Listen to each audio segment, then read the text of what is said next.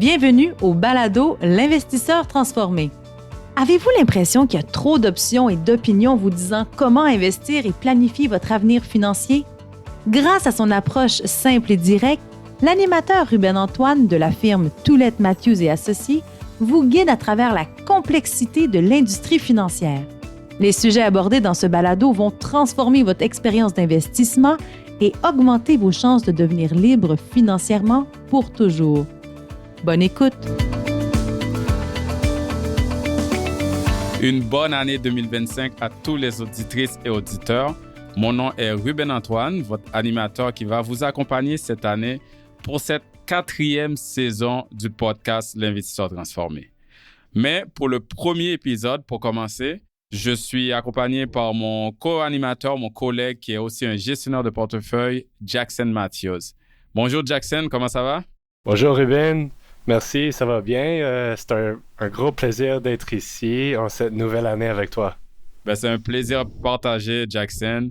Et je sais que l'audience du podcast en français ne t'a pas encore rencontré, mais tu as déjà participé plusieurs fois à la version anglaise de notre podcast The Empowered Investor. Mais c'est ta première participation justement dans notre podcast en français. Donc, peux-tu nous dire un peu plus sur toi, juste pour faire connaissance avec l'audience? Oui, je pense que j'ai fait comme 5 apparitions sur le balado en anglais. Ça, c'est mon première fois sur le balado en français. Je suis ici à TMA pour mon 5e année. Alors, je suis un gestionnaire de portefeuille. Ça fait à peu près 3 ans. Et puis, en ce moment, j'ai fait mon certificat pour devenir planificateur financier. Parfait. Jackson, rentrons dans le vif du sujet. Qu'est-ce qu'on va couvrir aujourd'hui sur le podcast? Aujourd'hui, nous allons faire une rétrospective de l'année 2024 et nous allons réviser les performances des différents marchés boursiers, des principales tendances observées l'année dernière, des enjeux majeurs, puis nous donnerons une perspective sur l'avenir.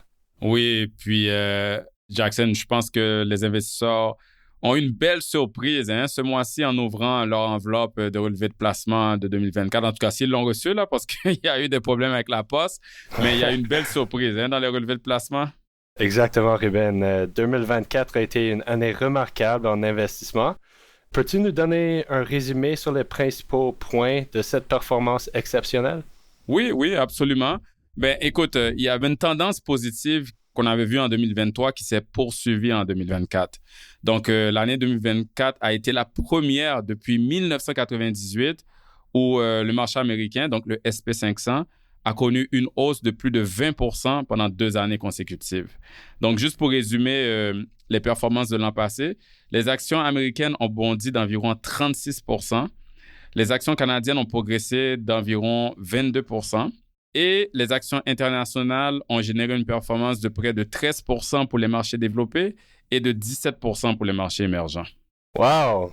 Les investisseurs doivent être très heureux de voir leur portefeuille monter après les baisses qu'ils ont vues en 2022.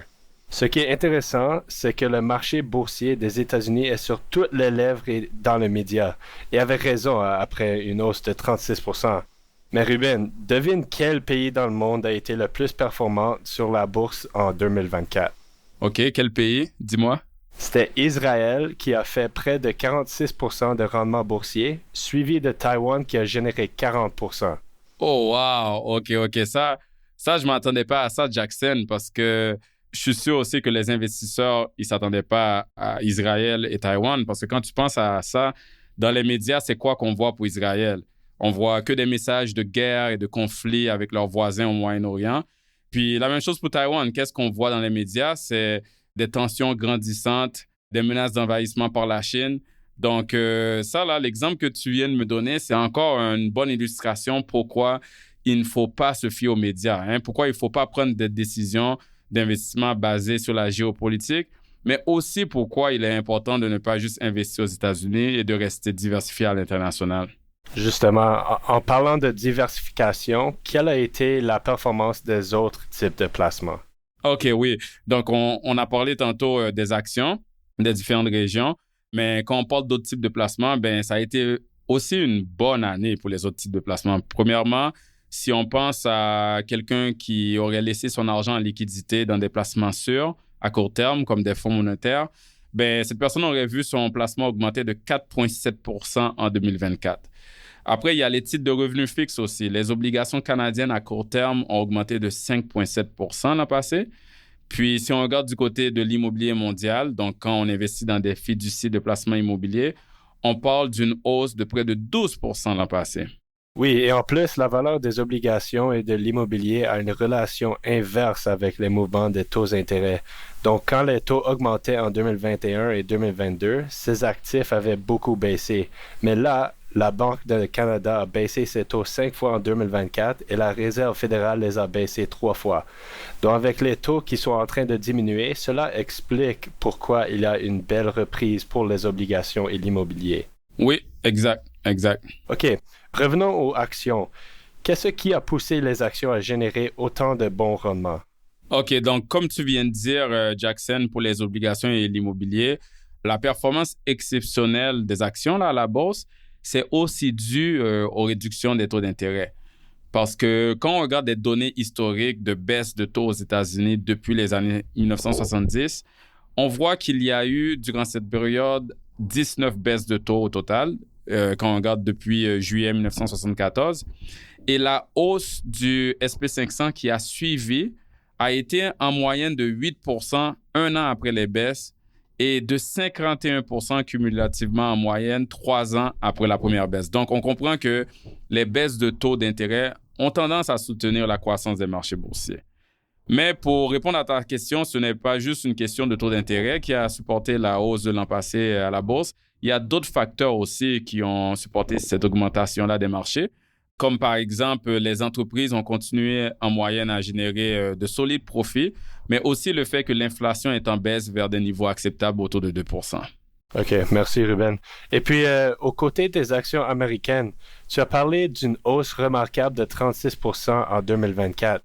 Mais j'imagine que ce sont principalement les grandes entreprises technologiques qui ont généré la majorité des gains. Oui, tu as raison, Jackson, parce que on le voit là, c'est bien à la mode dans les médias, les grandes entreprises technologiques, parce qu'ils se démarquent par non seulement leur innovation, mais aussi leur rentabilité et aussi leur poids qu'ils ont. Ils ont un poids considérable dans les marchés boursiers quand on regarde les indices de référence comme le SP500, par exemple. Puis, on les a même donné un nom. Les plus populaires, on les appelle les 7 magnifiques. Par là, je parle de Apple, Microsoft, Amazon, Google, qu'on appelle Alphabet, Facebook, qu'on appelle Meta, et Tesla et Nvidia. Et leur performance à ces 7 actions-là, ça représente près de 50% de tout le rendement du SP500. OK. Et puis, on comprend que la performance exceptionnelle du marché américain est vraiment notable, mais cela doit sûrement créer des considérations et des questions sur quoi faire à partir de maintenant. Qu'est-ce que tu veux dire? Ben, certains investisseurs peuvent se demander pourquoi ne pas simplement concentrer mon portefeuille sur le marché américain? Mais cela a ses propres risques, non? OK, bon point, Jackson. Mais je suis d'accord, c'est vrai que ce qui a été performant les 10 dernières années pourrait ne pas être le cas dans les 10 prochaines années. Justement, dans le podcast qu'on a fait l'an passé, en janvier 2024, pour la revue de l'année 2023, on a justement parlé de la décennie perdue aux États-Unis quand les actions américaines, pendant 10 ans, ont eu un rendement négatif. Donc, historiquement, quand on regarde, on a vu des cycles où d'autres régions rattrapent leur retard. Justement, particulièrement quand il y a des réajustements par rapport à la croissance ou quand il y a des nouvelles opportunités liées à l'innovation en dehors des États-Unis. Donc, c'est pour cela que je suis d'accord avec toi. Les gens peuvent se poser des questions, mais non, il ne faut pas concentrer tout son portefeuille sur le marché américain. La diversification reste vraiment importante. Et les actions internationales, ils se transigent en ce moment à des valorisations plus basses. Donc, ça veut dire que ça offre des opportunités intéressantes pour équilibrer le portefeuille à l'avenir. Oui, mais cela peut être dur de résister à la tentation après la bonne performance des actions américaines, surtout dans le secteur technologique, non? Oui, OK. OK, tu lâches pas le morceau, Jackson. Non, mais c'est vrai, mais en tant qu'investisseur prudent, on le sait, là, il ne faut pas juste se concentrer, tu parles de secteur technologique, là, comme j'ai dit, c'est très à la mode, mais il ne faut pas juste se concentrer sur les compagnies, les entreprises qui sont à la mode Il ne faut pas non plus juste acheter des compagnies parce que leur prix, là, quand on regarde les graphiques, là, se transige à la bourse avec un momentum à la hausse. C'est très important de regarder sous le capot, regarder qu'est-ce qui se passe vraiment à l'intérieur de ces entreprises-là. Par exemple, est-ce que ces entreprises font des profits? Et si oui, combien ça me coûte, moi, en tant qu'investisseur, pour avoir accès à ce profit-là? Donc, est-ce que je paye relativement trop cher pour avoir accès à ce profit-là? Donc, quand on fait de bonnes analyses comparatives, ces données-là peuvent nous révéler qu'il y a des écarts importants de compagnies similaires et cet écart-là peut être un signal qu'il y a une meilleure opportunité ailleurs par rapport à l'entreprise qu'on pensait acheter initialement. Peux-tu nous donner un exemple? Oui, je peux donner un exemple. Si je demande, par exemple, Jackson, à des investisseurs s'ils ont le choix d'acheter une action de Tesla et une action de Toyota, laquelle tu penses qu'ils vont choisir en majorité? Je pense Tesla parce que cette action américaine est plus à la mode que Toyota quand tu penses par exemple à Elon Musk qui est sans cesse dans les médias et au fait que les autos électriques, c'est le futur. Exactement. Donc moi, j'ai déjà fait ce petit sondage avec des amis puis la majorité disent Tesla parce que quand tu penses, Jackson, Toyota, c'est pas très cool, hein? C'est une vieille compagnie japonaise de près de 90 ans. Puis c'est pas le futur. Hein? Puis entre moi et toi aussi, si je te dis j'ai acheté une Toyota, tu vas être moins excité que si je te dis j'ai acheté une Tesla. Je parle pour conduire, là, pas les actions. Donc, on comprend pourquoi acheter cette action-là est moins à la mode, acheter Toyota comparativement à Tesla. Mais si on s'arrête pas à ça, puis on ouvre le capot, là, on regarde qu'est-ce qui se passe en dessous. Quand on regarde les états financiers, Jackson, on voit que Tesla a vendu environ 2 millions de véhicules pour générer à son dernier exercice financier, 97 milliards de chiffre d'affaires qui résulte en un profit de 15 milliards. Donc, c'est quand même pas pire. Tu dirais que c'est impressionnant? Attends de voir Toyota. Toyota a vendu 11 millions de véhicules pour générer 300 milliards de revenus, de chiffre d'affaires, et donc finir avec un profit net de 32 milliards. Donc, on parle de 3 fois plus de revenus que Tesla et 2 fois plus de profit que Tesla. Donc, on n'est pas du tout dans la même game, là. Et puis, basé sur ça, un investisseur averti devrait plutôt aimer Toyota que Tesla. Mais juste pour rajouter à tout ça, là, juste pour te dire, quand on regarde après l'action, là, pour acheter l'action de Tesla coûte 400 $ environ, alors qu'acheter l'action de Toyota coûte 200 $. Donc, on s'entend qu'avec Toyota, on peut payer moins cher pour avoir une compagnie dans le même secteur d'activité, une compagnie qui est mieux établie et pour avoir accès à un plus grand profit. Oui, et juste pour préciser, Tesla est ce qu'on appelle une compagnie de type croissance et Toyota, c'est une compagnie de type valeur. Et toutes les données exceptionnelles que tu viens de partager dans ton exemple sur Toyota est la raison pour laquelle les portefeuilles de nos clients sont plus exposés aux compagnies de valeur que celles de croissance. Oui, exactement. Et en d'autres mots, il est vraiment important pour nous, chez TMA, que les portefeuilles de nos clients aient de bonnes compagnies qui sont durables et qui fournissent de la valeur au-delà de juste être excités, là, quand les gens sont excités par rapport à la popularité d'une compagnie ou de son fondateur, comme c'est le cas pour Tesla. Parfait. Un autre gros sujet d'actualité en 2024, c'est l'adoption croissante de l'intelligence artificielle. L'IA a été un moteur clé des rendements des actions américaines, mais cette tendance ne s'arrête pas aux États-Unis. Nous voyons aussi des pays émergents commencer à intégrer l'IA de manière innovante, surtout en Asie. Bien que leur impact immédiat sur les marchés boursiers soit moindre, leur potentiel de croissance à long terme est énorme. Ah oui, je suis complètement d'accord avec toi. L'IA, Jackson, est en train de transformer des secteurs entiers et ce, dans plusieurs pays. Mais comme pour Tesla, qui est comme le titre vedette, là, quand on parle de voitures, d'auto, quand on parle de l'IA, tout le monde mentionne une compagnie, NVIDIA. Et avec raison, parce qu'en général, quand tout le monde mentionne une compagnie, c'est parce que la performance a été incroyable. Donc, pour celle d'NVIDIA, là, la performance est intensément formidable. Mais ceci étant dit, certains se demandent, est-ce qu'ils ne devraient pas mettre une grande partie de leur portefeuille dans NVIDIA, dans cette action? Donc, pour ceux qui ne connaissent pas NVIDIA, on a tous entendu parler de l'intelligence artificielle générative.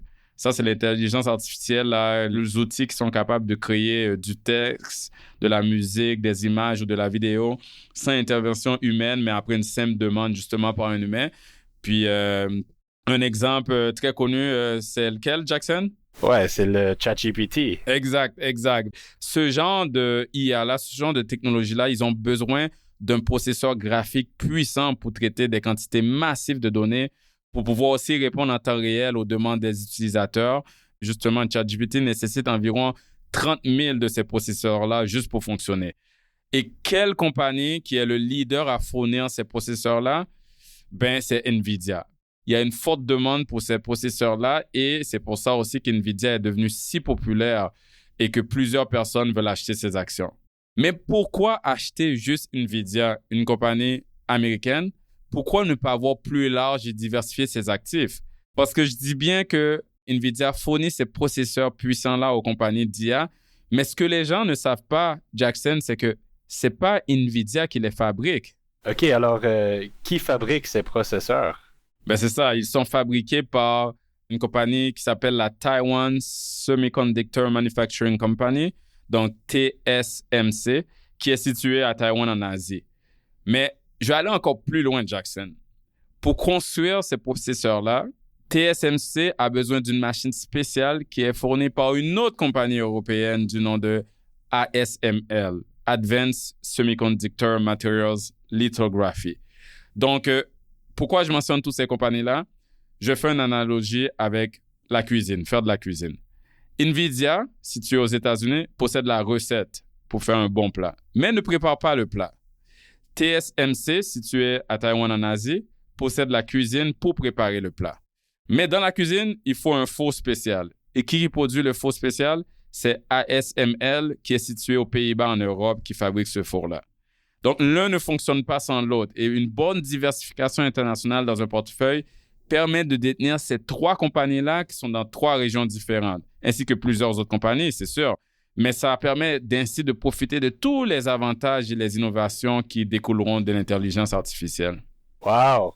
C'est un excellent point. C'est un très bon exemple pour montrer comment la diversification internationale permet d'être exposé à toute la chaîne de valeur et donc de bénéficier des retombées positives futures qui proviendront de l'ingéniosité humaine.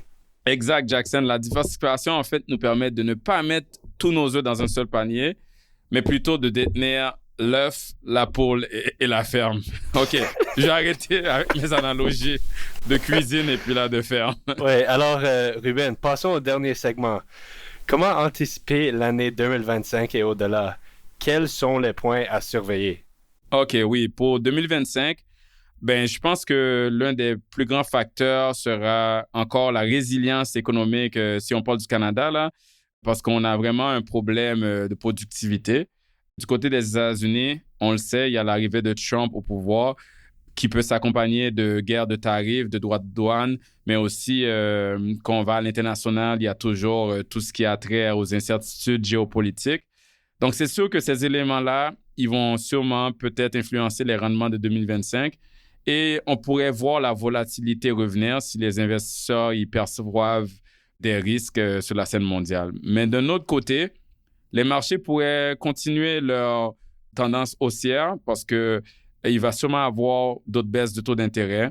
Il y a une certaine reprise économique modérée et aussi l'inflation est en baisse, on l'a dit plus tôt. Et on a parlé beaucoup de l'IA. L'adoption de nouvelles technologies dans le monde devrait continuer à créer des opportunités. Donc, si je retiens quelque chose de notre conversation aujourd'hui, c'est de toujours suivre les trois principes clés en investissement. Alors, diversification, discipline et patience. Maintenir le cap avec un portefeuille équilibré et bien diversifié dans divers secteurs, pays et types de placement. Exactement. La clé reste toujours la même, avoir un bon plan et s'y tenir.